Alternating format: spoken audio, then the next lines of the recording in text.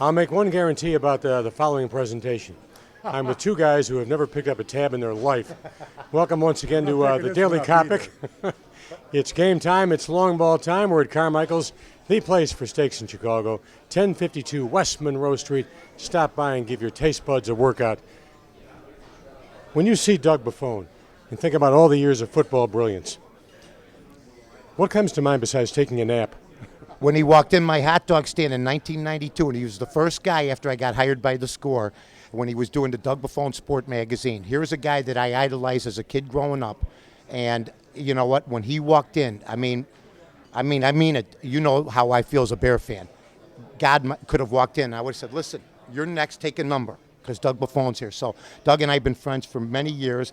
We've had 99% wonderful things, except the night Doug threw me up against a dumpster because I was a little bit carried away about something, but that wouldn't be the first time. And on top of that, and he's got to shut up because I just heard his 15-minute story, of which, my God, I'm still trying to make sense of it. We were the wise guys. We had a lot of fun. And let me tell you something about Doug. Doug remembers this, I'm sure. We were supposed to, it's a big deal now, this combine. I said to Drew Hayes at the time, we should do our radio show at the combine. Doug and I were set to go to the combine. We were going to be the first radio show ever down there. As usual, somebody stops me from reaching immortality. Doug caught, not got. I say it to this day. God said, North's going to start this combine thing. Oh, caught the diabetes. But in the long run, it was a good thing for him because he looks terrific, and I love him. I really do. Yeah. I wonder how much he loved you. Who, he? Back in '69 when you went 1-13. Oh, he did. And that's why I tried to choke his ass, I had him in the alley strangled. He was hanging up with his feet hanging in the air. He goes, when he gets real, he gets belligerent. He goes to me and goes, "Yeah, you're 1-13 in 1969. That's it. I couldn't take it." So I'm hanging him up by his neck, stretching it. But we had some great. He and I worked together. I tell you what, it was one of the greatest things in the world. The wise guys, we'd go in there, we'd travel, and traveling with Mike. You've never traveled with anybody like Mike. I mean, we had shows out of Vegas. I mean, Mike, everybody, "Hey, Mike, how you doing?" He's in Vegas, right? It was the greatest experience I could ever had was working with this kid. I loved that. I really did. And you know what? I will tell you this, too.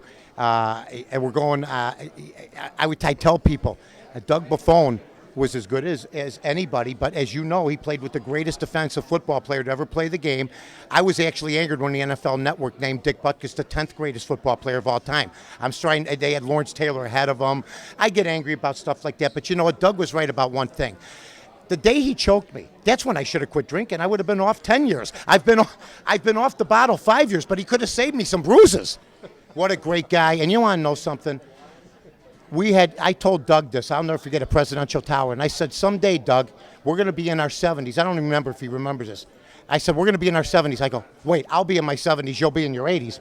And I said, we'll be sitting on a park bench going, where did it all go? And you know what? It's just good to see everybody together. We got a lot of wonderful things happening. My 20th year in broadcasting's coming up, Chet. So you know me, I have nothing going on. Just wait and see. By the way, I've been off the booze for 28 years. But once I get to that nursing home and start sipping soup with a plastic spoon, I'm jumping right back on the sauce. Life's more fun. I can't wait to get to a nursing home. Oh, yeah, I quit a long time ago. You would have died coke so, Chet. This sounds like an AA meeting. Well, no, it is. Doug knows.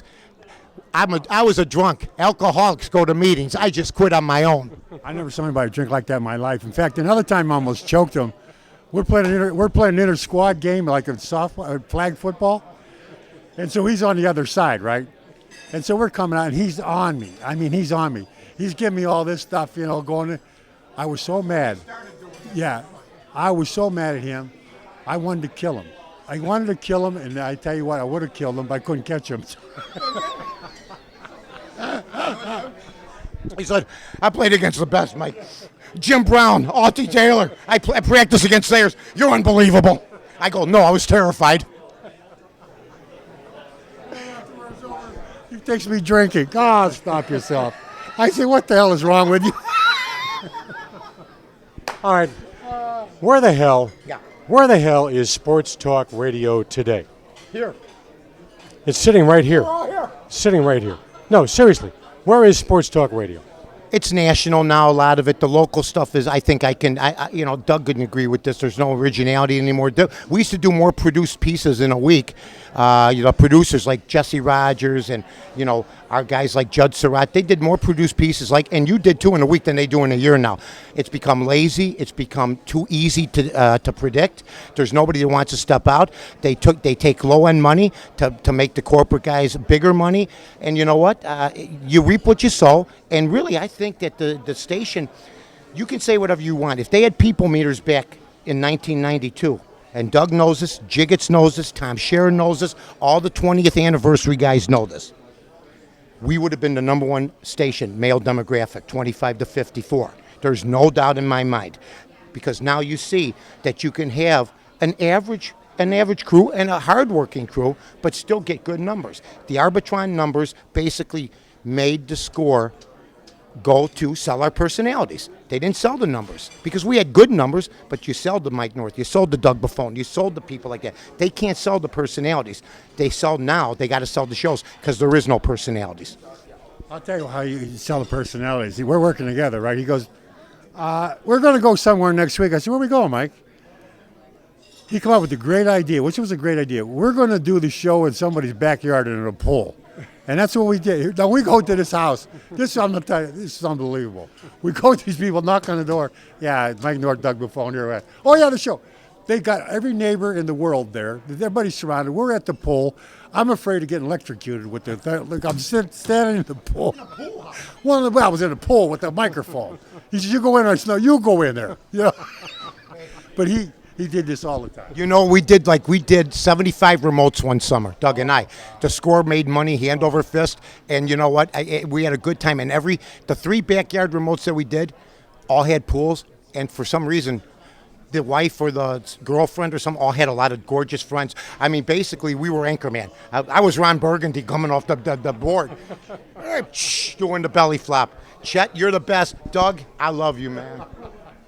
Doug Buffone, Mike North, like nobody else. I'm Coppock. This has been the Daily Coppock from Carmichael's, 1052 West Monroe Street. Stop by for the taste treat. Lower the boom on that big Chicago cut steak or maybe a filet mignon. We'll catch you next time around.